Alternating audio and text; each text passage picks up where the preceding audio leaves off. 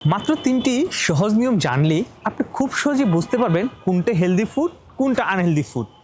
নিয়ম নাম্বার 1, যে খাবারগুলো শেষ পর্যন্ত পচে যায় সেগুলো হলো হেলদি ফুড।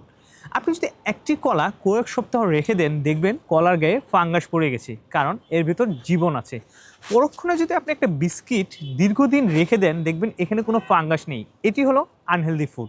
নিয়ম নাম্বার 2, হেলদি ফুডের কোনো টিভি অ্যাড পাওয়া যায় না। দেখেছেন কখনো আপনি যে নারিকেল, ব্রোকলি এগুলো টিভি অ্যাড দিতে? আপনি দেখেন আনহেলদি ফুড যেগুলো, সেগুলো হচ্ছে চকলেট, বিস্কিট, এগুলোর অ্যাড কিন্তু টিভিতে দিচ্ছে। নিয়ম নাম্বার 3, যে খাবারগুলো সরাসরি ক্ষেত থেকে বা খামার থেকে আপনার রান্নাঘরে আসে সেগুলোই হলো হেলদি ফুড, যেমন টমেটো।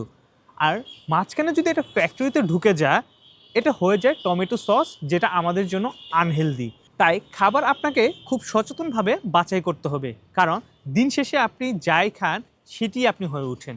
ভিডিওটি ভালো লাগলে শেয়ার করতে ভুলবেন না।